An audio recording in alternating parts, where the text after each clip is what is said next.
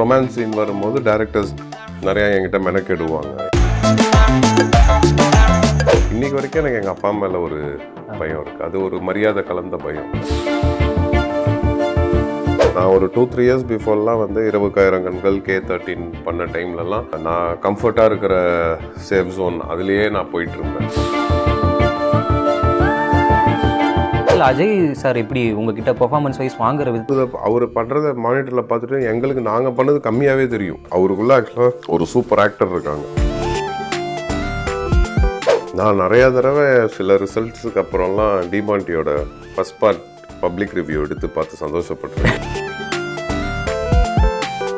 Video பார்த்துட்டு இருக்க தந்தி எல்லாத்துக்குமே ஒரு பெரிய ஹாய். ஸோ இன்றைக்கி நம்ம கூட யார் இருக்காங்கன்னு பார்த்தீங்கன்னா ஆக்டர் அருள்நிதி அவர்கள் இருக்காங்க. அண்ட் நிறைய விஷயங்கள் பேசி தெரிஞ்சுக்க போகிறோம். அண்ட் முக்கியமாக டிமாண்டி காலனி 2 அந்த படத்தை பற்றியும் பேசி தெரிஞ்சுக்கலாம். சார் வணக்கம். வணக்கம். ஸோ ஆக்சுவலாக வந்து டிமாண்டி காலனி உங்களோட கெரியரில் வந்து ரொம்ப ஒரு முக்கியமான படம்.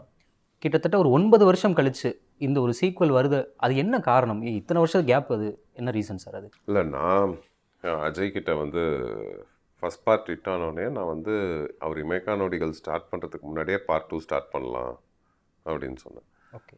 அவர் வந்து இல்லை, நம்ம ஃபஸ்ட் பார்ட் ரொம்ப நல்லா ஹிட் ஆயிடுச்சு, நம்ம ஒரு பிஸ்னஸ்க்காகவோ இல்லை இமிடியேட்டாக ஒரு இதுக்காகவோ அப்படி ஸ்டார்ட் பண்ணாது சரி வராது, கரெக்டான கதை ஒன்று அமையணும். ஏன்னா நம்ம இமிடியேட்டாக ஸ்டார்ட் பண்ணி ஃபஸ்ட் பார்ட் வாங்கின பேரை நம்ம இது பண்ணிடக்கூடாது, ஏன்னா எதிர்பார்ப்பு அதிகமாக இருக்கும் அப்படின்ட்டு நான் ஒரு அந்த அந்த கதையோடு சேர்ந்த மாதிரி ஒரு லைன் ஏதாவது பிடிச்சா நான் கண்டிப்பாக உங்ககிட்ட சொல்கிறேன் அப்படின்னாரு. அப்புறம் ஒரு 2-3 இயர்ஸ் முன்னாடி வந்து சொன்னார், இது மாதிரி ஒரு சூப்பர் லைன் ஒன்று பிடிச்சிருக்கேன் ப்ரோ, அது ஆக்சுவலாக நமக்கு 4th பார்ட் வரைக்கும் வருது அந்த கதை, ஸோ நான் அதை ஒர்க் பண்ணிவிட்டு உங்களுக்கு சொல்கிறேன்னாரு. அப்புறம் ஒர்க் பண்ணிட்டு வந்து சொன்னார், பிடிச்சிருந்தது, அப்படியே பார்ட் 2 ஸ்டார்ட் ஆயிடுச்சு. இப்போ இந்த டைம் பீரியடே படத்தில் அவர் ஒரு இருக்கு ஒரு 6 இயர்ஸ் 7 இயர்ஸ் ஒரு டைம் பீரியட் படத்தில் ஒரு பார்ட் ப்ளே பண்ணோம். அப்போ இந்த படமும் கிட்டத்தட்ட ஒரு 4 பார்ட் வர இருக்கு. அது பிளான் பண்ணி வச்சிருக்காங்க, ஸ்கிரிப்ட் ரெடியா இருக்கு. ஆமாம், ஐ திங்க் 4th பார்ட்டோட அது எண்ட் ஆயிடும் நினைக்கிறேன். ஆமாம் சார். ஆக்சுவலாக வந்து இப்போ எல்லாருமே வந்து இந்த ட்ரெய்லர் பார்த்ததுக்கப்புறமா கேட்குற ஒரு விஷயம் என்னென்னா, பார்ட் 1ல் வந்து அவர் நீங்கள் இறந்துருப்பாங்க, இந்த இதில் வந்து எப்படி வராரு அப்படின்ற கேள்வி எல்லாத்துக்குமே இருக்கும். அஃப்கோர்ஸ் கண்டிப்பாக அந்த விஷயத்தை உங்களால் சொல்ல முடியாது. இருந்தாலுமே அஜய் அவர்கள் வந்து இந்த விஷயத்தை வந்து இப்படி ஒன்று உங்கள்கிட்ட பிச் பண்ணும்போது அது ஜஸ்டிஃபை பண்ணுமா? இதை ஆடியன்ஸ் அக்செப்ட் பண்ணிப்பாங்களா? எப்படி அந்த இதில் இறந்துருக்காரு, இந்த இதில் எப்படி வராரு அப்படின்றத ஆடியன்ஸ் எனக்குமே வந்து அந்த ஒரு இது இருந்துச்சு, இறந்துட்டானே எப்படி வருவான் அப்படின்னு. ஆப்வியஸாக இதில் இன்னொரு கேரக்டரும் வருது. ஓகே ஓகே, டபுள் ஆக்ஷன் மாதிரி தான் வரும், இன்னொன்று கேரக்டரும் வருது. பட் அந்த லைக் நீங்கள் சொன்ன மாதிரி தான், அது எப்படி வருன்றது சொல்ல முடியாது நம்ம எங்கே வராரு என்னன்னு. பட் அந்த மீட்டிங் பாயிண்ட், அந்த கனெக்டிங் விஷயங்கள், கதையோட அவர் எப்படி கதைக்குள்ளே வராருன்றதெல்லாம் ரொம்ப இன்ட்ரெஸ்டிங்காக வந்திருக்கு. பயம் எனக்கும் தான் கண்டிப்பாக இருந்துச்சு. பட் அவர் நரேட் பண்ணதுக்கு அப்புறமும் ஃபைனல் அவுட்டு பார்க்கும்போது பயங்கரம் சாட்டிஸ்ஃபைங்காக இருக்குது. இல்லை ஆக்சுவலாக நீங்கள் சாட்டிஸ்ஃபைன்றதை தாண்டி ஆடியன்ஸ் அக்செப்ட் பண்ணிப்பாங்களா சார்? அது ரொம்ப முக்கியமான ஒரு விஷயமா இருக்குது. ஏன்னா நான் ஆடியன்ஸ் அக்செப்ட் பண்ணிப்பாங்கன்ற அந்த இதில் தான் நான் அந்த சாட்டிஸ்ஃபைடுன்ற இதை சொன்னேன். அந்த அவங்களுக்கு ஓகே இதை அக்செப்ட் பண்ணிப்பாங்க அப்படின்ற ஒரு நம்பிக்கை, அதை தான் நான் சாட்டிஸ்ஃபை. Okay sir. சார் ஆக்சுவலாக வந்து இப்போ அருள்நிதி அவர்கள்னாலே வந்து கதை தேர்வில் வந்து ரொம்ப கவனமாக இருப்பார். அவரோட படங்கள் எல்லாமே அருள்நிதிக்காக கண்டிப்பாக போய் பார்க்கலாம் அப்படின்ற ஒரு நம்பிக்கை எல்லாருக்குமே இருக்குது. ஸோ நீங்கள் அந்த கதை தேர்வுன்ற விஷயத்தில் எந்த அளவுக்கு ரொம்ப கவனமாக இருக்கீங்க? அண்ட் எப்படி நீங்கள் ஒரு கதையை ஓகே பண்ணுறீங்க? வேறு ஏதாவது டீம் ஏதாவது வச்சுருக்கீங்களா, இல்லை நீங்களே தான் எல்லாத்தையும் பார்த்து? கண்டிப்பாாக ஹெல்ப் பண்ணுறதுக்குலாம் நிறைய பேர் இருக்காங்க. ஒரு 2-3 இயர்ஸ் பிஃபோர்லாம் வந்து சாத்தையான்னு ஒருத்தர் இருந்தார், அவர் நிறையா கதை கேட்பார். அப்புறம் கண்ணன் ஒருத்தங்க இருக்காங்க. இதை தாண்டி என் ஃப்ரெண்ட்ஸ் நிறையா பேர் ஊரில் அன்றைக்கி யார் இருக்காங்களோ அவங்க எல்லாருமே வந்து கதை கேட்டிருக்காங்க. எல்லாருமே நல்லா சென்சிபிளாக கேட்பாங்க. இப்போது மகேஷ்னு ஒருத்தர் இருக்கார், அவரும் நிறைய கதை கேட்டிருக்காரு. ஸோ ரொம்ப கான்ஷியஸாக தான் இருப்போம். லைக் அது எனக்கு எந்த அளவுக்கு செட் ஆகும். ரொம்ப சம்டைம்ஸ் என் மீட்டரில் நான் ஒரு 2-3 இயர்ஸ் பிஃபோர்லாம் வந்து இரவுக்காயிரம் கண்கள் K13 பண்ண டைம்லலாம் கொஞ்சம் ரொம்ப என்னோட நான் கம்ஃபர்ட்டாக இருக்கிற சேஃப் ஜோன் அதுலேயே நான் போயிட்டுருந்தேன். பட் இப்போது ரீசெண்டாக ஆஃப்டர் கழுவேத்தி மூர்க்கன் வந்து கொஞ்சம் சரி வேறு மாதிரி ஜானரும் எக்ஸ்ப்ளோர் பண்ணுவோம் அப்படின்னு சொல்லிட்டு இப்போது பிரபு ஜெயராம்னு சொல்லிட்டு என்னங்க சார் உங்கள் சட்டம் டைரக்டர், அவர் படம் ஒர்க் பண்ணுறேன். அது நான் பண்ண படங்கள்லேயே என் கேரக்டரைசேஷன் ரொம்ப ஃப்ரெஷ்ஷாக இருக்கும். Okay okay sir. ஏதாவது மெனக்கிடுறது, இந்த கதைகளுக்கு ஏற்ற மாதிரி உங்களை நீங்கள் மாற்றிக்கிறது, அந்த மெனக்கடல்னு ஒன்று இருக்குல்ல, அது ஏதாவது இந்த படம் இல்லை எல்லா படத்துக்கும் ஏதாவது பண்ணுறீங்களா இல்லை எப்படி சார்? இல்லை, கழுவேத்தி மூர்க்கனுக்கு வந்து அவர் டைரக்டர் கௌதம் வந்து செட்டில்டாக ஒரு இது பண்ண வச்சுருப்பார். Okay okay. ஸோ அதில் வந்து பார்த்தீங்கன்னா அந்த படத்தில் ஆக்ஷன் இது அதிகம். அது ஆக்சுவலாக படமாகவே ஒரு ஷூட் பண்ணி எடுத்துகிட்டு வரத்துக்கே ஒரு பெரிய படம் தான் அது. நிறைய ஒர்க் ஜாஸ்தி, நிறைய விஷயங்கள் அது டிமாண்ட் பண்ணுச்சு. டோட்டல் ஷூட்டுமே நம்ம பரமக்குடியில் தான் எடுத்தோம் அந்த படம். ஆமாம், ராம்நாட் பரமக்குடியில் எடுத்தோம். ஸோ அதில் கொஞ்சம் ஒரு பர்ஃபார்மன்ஸ் வைஸாக அவன் அந்த அந்த கேரக்டர் வந்து கண்ணை கீழேயே பார்க்காது. லைக் பேசும்போது ஹை டு ஹைலேயே தான் இருப்பாப்புல. ஒரு ஒரு ஒரு செகண்டு கூட ஒரு யோசிக்கிறதுக்கு கூட டக்குன்னு இப்படி ஓ அப்படிங்களா அப்படின்னு யோசிச்சா கூட நீங்கள் அப்படிலாம் பண்ணாதீங்க, நேராகவே பாருங்கள். ஸோ அது பவர்ஃபுல்லாகவே இருக்கணும்னு நினச்சிருப்பாரு. லைக் அந்த படத்துலேயே அவர் சந்தோஷோட கேரக்டரோட அம்மா கிட்ட போய் பேசும்போது பார்த்தீங்கன்னா அவங்கள பார்த்து அழுகுறது கூட அவங்கள பார்த்து பேச பேச அப்படியே அழுதுட்டு இருப்பாப்புல. ஸோ அதிலெல்லாம் அந்த மாதிரி நேரத்தில் பர்ஃபார்மன்ஸுக்கு மெனக்கெட்டோம். இப்போ பிருந்தாவனத்தில் பார்த்தீங்கன்னா மியூட்டாக ப்ளே பண்ணியிருந்தேன். அதுக்கு சைன் லாங்குவேஜ் கிளாஸ் போயிருந்தேன். ஸோ ஒரு படத்துக்கு டிமாண்ட் ஏற்ற மாதிரி இது பண்ணுவோம். சம்டைம்ஸ் த்ரில்லர் பண்ணும்போது எனக்கு ஈஸியராக இருக்கும். என்னென்னா அது மாதிரி நிறையா பண்ணனால மேபி அதில் கொஞ்சம் மற்றதோட பெட்டராக இருக்கும். எனக்கு யூஸ்வலாக நான் கொஞ்சம் எமோஷன் சீன்ஸ் கொஞ்சம் கான்ஃபிடெண்ட்டாக இருப்பேன். ரொமான்ஸ் சீன் வரும்போது டைரக்டர்ஸ் நிறையா என்கிட்ட மெனக்கெடுவாங்க. ஸோ அதுவுமே எப்படி மாற்றிடுவாங்கன்னா என்னோட ஸ்டைலுக்கு ஏற்ற மாதிரி அதை எடுத்துகிட்டு போவாங்க. சொல்கிறீங்க அது ஒன்றும் இதாக இல்லையா சார் உங்களுக்கு ஏதாவது இம்ப்ரோவைஸ் பண்ணணும் அப்படின்ற இல்லை, கண்டிப்பாக இருக்குது, இல்லாமல்லாம் இல்லை. அது ஃபஸ்ட்டு நான் பார்த்துக்க வேண்டிய வேலை, அது தப்பாயிடக்கூடாது, சீக்வன்ஸ் தப்பாகக்கூடாதுன்னு தான் நம்ம ஃபஸ்ட்டு பார்ப்போம். இப்போ இரவுக்காயிரம் கண்களில் பார்த்தீங்கன்னா அந்த காரில் போகிற சீக்வன்ஸ் நிறையா பேருக்கு பிடிக்கும். கழுவேத்தி மூர்க்கன்லேயே எனக்கும் அவங்க துஷாராக்கும் இருக்கிற இது நிறையா பேருக்கு பிடிக்கும். அந்த இது ஐ திங்க் நிறையா ரீல்ஸ் வந்ததுன்னு நினைக்கிறேன். என் கண்ணை பார்த்து பேசுகிறா அப்படின்னு ஒரு நிமிஷம் கண்ணை சிமிட்டாமல் என்னை பார்த்து பேசுகிறான்னு அவங்க சொல்லுவாங்க. ஸோ அந்த மாதிரி கதைக்கு ஏற்ற மாதிரி. ஆக்சுவலாக இப்போ இந்த விஷயம் நீங்கள் அந்த கழுவேத்தி முருகன் டேரக்டர் இது பண்ணி சொன்னீங்க. இந்த விஷயத்தில் அஜய் சார் எப்படி உங்ககிட்ட பர்ஃபார்மன்ஸ் வைஸ் வாங்குற விதத்தில் அவர் எப்படி உங்களை இது பண்ணுறாரு? அவர் ஆக்சுவலாக நடித்து காட்டிடுவார் ஃபுல் சீக்வன்ஸை எக்ஸ்பிளைன் பண்ணி. ஃபஸ்ட்டு இப்போ நானும் பிரியா பவானி சங்கர் இருக்கோன்னா ஃபஸ்ட்டு என் இதை ஃபுல் மானிட்டர் பண்ணும்போதே என் ரோலை ஃபுல்லாக பண்ணிவிடுவார். அப்புறம் இங்கே யாரையாவது நிற்க வச்சா அடுத்த மானிட்டரில் அவங்க ரோலை ஃபுல்லாக பண்ணிவிடுவார். இது நாங்கள் பார்க்கும்போது வந்துட்டு என்ன இது அவர் பண்ணுறத மானிட்டரில் பார்த்துட்டு எங்களுக்கு நாங்கள் பண்ணது கம்மியாகவே தெரியும். ஸோ அந்த அளவுக்கு அவர் சூப்பராக பர்ஃபார்ம் பண்ணிக்க. அவருக்குள்ளே ஆக்சுவலாக ஒரு சூப்பர் ஆக்டர் இருக்காங்க. சார் ஆக்சுவலாக இப்போ வந்து கிட்டத்தட்ட அந்த 9 வருஷம் கேப்பு நீங்கள் ஃபஸ்ட்டு பார்க்குற அந்த அஜய் டேரக்டருக்கும் இப்போ இருக்கிறவங்களுக்கும் அவர் எந்த விதத்தில் அப்டேட் ஆகிருக்காரு, ஏதாவது சேஞ்ச் ஆகிருக்காரு இம்ப்ரூவ் அந்த விஷயத்துக்கு? இல்லை, அவர் வரும்போதே நல்ல ஃபஸ்ட்டு பார்ட்டு ஹிட் ஆகும்போதே உங்களுக்கு தெரிஞ்சோம். அவர் வரும்போதே வந்துட்டு அவர் ஃபுல் இதோட தான் வந்திருக்காரு. அவர் எக்ஸ்பீரியன்ஸ் முருகதாஸ் சார் கூட ஒர்க் பண்ண எக்ஸ்பீரியன்ஸ்லாம் இருக்குது. இப்போ ஐ திங்க் அவர் பயங்கர கான்ஃபிடெண்ட்டாக இருக்கார். மேக்கிங் வைஸ் அவர் இன்னும் பயங்கரமாக பண்ண ஆரம்பிச்சிட்டாரு. Okay okay okay. So part 1 பண்ணும்போது பட்ஜெட் சைஸ் வந்து ரொம்ப கம்மியாக இருந்துச்சு. இப்போ வந்து பார்த்திங்கன்னா இந்த படத்தில் நமக்கு ஸ்பேஸ் நிறையா இருந்துச்சு. எக்ஸ்பெரிமெண்ட் பண்ண நிறையா விஷயங்கள் இருக்குது. உங்களுக்கு போஸ்டர்ஸ் பார்த்தாலே தெரியும் அவரோட எஃபர்ட். ஆமாம் சார். இப்போ வந்து ஹாரர் படங்கள் இந்த மாதிரி த்ரில்லர் ஜானர் படங்களில் வந்து பார்த்தீங்கன்னா நீங்கள் முக்கியமாக வந்து கதைக்கு வந்து கண்டென்ட்டுக்கு வந்து முக்கியமாக இம்ப்ரோவைஸ் கொடுக்குறீங்க, நீங்கள் அதுக்கு அது மாதிரி சூஸ் பண்ணிட்டு இருக்கீங்க. ஸோ இந்த விஷயம் ரொம்ப இந்த ஸ்க்ரீன் ஸ்பேஸ் அப்படின்னும் போது வந்து பார்த்திங்க அப்படின்னா நீங்கள் மட்டுமே உங்களை சுற்றி மட்டுமே கதை இல்லாமல் அந்த கதையை சார்ந்தே வந்து மற்ற எல்லா விஷயங்களும் போகும். அது வந்து உங்களோட ஸ்க்ரீன் ஸ்பேஸில் இல்லை, நம்ம கொஞ்சம் இந்த ஸ்க்ரீன் ஸ்பேஸ் நம்ம கம்மியாக இருக்கமே அந்த மாதிரி ஏதாவது உங்களுக்கு தோணியிருக்கா? இல்லை நீங்கள் அது எப்படி சார் இது பண்ணுறீங்க? உண்மையாக சொல்லலாம், இயல்பாக யாராக இருந்தாலும் நிறையா பண்ணமே என்ன கம்மியாக இருக்குது அந்த ஃபீல் இருக்கும். பட் ஆனால் கதை தானே இம்பார்ட்டன்ட். ஓகே. அப்படி பார்க்கும்போது இந்த படத்துலையுமே சொல்லணும்னா என்னை விட பிரியா பவானி சங்கருக்கு ஸ்க்ரீன் ஸ்பேஸ் வந்து கொஞ்சம் அதிகம். ஓகே. ஏன்னா இந்த கதை அது மாதிரி தேவைப்படுது. Okay okay. அது 3rd பார்ட்டில் வேறு மாதிரி இருக்கலாம், 4th பார்ட்டில் விஷயங்கள் வேறு மாதிரி இருக்கலாம், அது 1st பார்ட்டில் வேறு மாதிரி இருக்கலாம். பட் இந்த பார்ட்டுக்கு என்ன டிமாண்ட் பண்ணுதோ அதுதான் நம்ம பண்ண முடியும். கண்டிப்பாக கண்டிப்பாக. ஆமாம். Okay okay. ஸோ நான் அதை பற்றி பெருசாக அது நான் நிறைய இதில் சொல்லியிருக்கேன். அப்படி பார்த்தா 4 போலீஸ் வந்து எனக்கு ரொம்ப பிடிச்ச கதை. அது ஏதோ ஒரு ரீசனுக்காக அது சரியாக போய் நல்லா ரிசீவ் ஆகலை. பட் அது இன்னமுமே எனக்கு ரொம்ப பிடிச்ச படம்.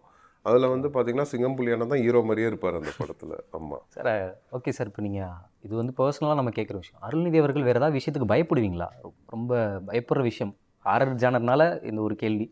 பயப்படுற விஷயம்னா இன்றைக்கி வரைக்கும் எனக்கு எங்கள் அப்பா மேலே ஒரு பயம் இருக்குது. அது ஒரு மரியாதை கலந்த பயம். Okay okay. ஆமாம், மரியாதை பயம். இது வரைக்கும் நான் பயந்ததே இல்லைன்னா அது எந்த மாதிரியான விஷயம்? நான் இது வரைக்கும் நான் பயந்ததே கிடையாது. பயந்ததே இல்லைன்னா நான் இப்போ சொன்ன விஷயத்தை தவிர்த்து நான் வேறு எதுக்கும் எதுவுமே பயந்தது கிடையாது. பேய் ஏன்னா பயப்படுற மாதிரி எதுவும் பண்ணதும் கிடையாது. ஓகே. பேய் நம்பிக்கை இல்லை. நம்பிக்கை இல்லை. நம்பிக்கை இல்லை.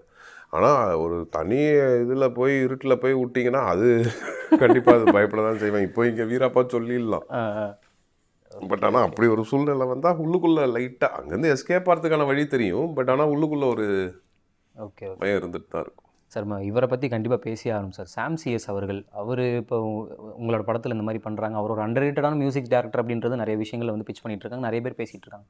அவர் எப்படி இந்த இதுக்குள்ளே வந்தார் அண்ட் எப்படி ஸ்கோர் அந்த மாதிரிலாம் மற்ற விஷயங்கள் எப்படி வந்திருக்கு? இல்லை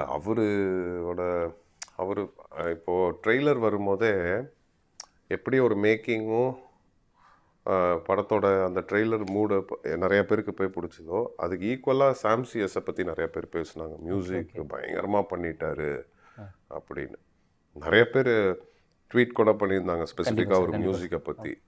நானுமே விஷுவல் பார்க்கும்போது சாமுக்கு ஃபஸ்ட்டு அடித்து நீங்கள் படத்தை ஒன்று லெவல் கொண்டு போயிட்டீங்க, சூப்பராக இருக்குது பிரதர் அப்படின்னு.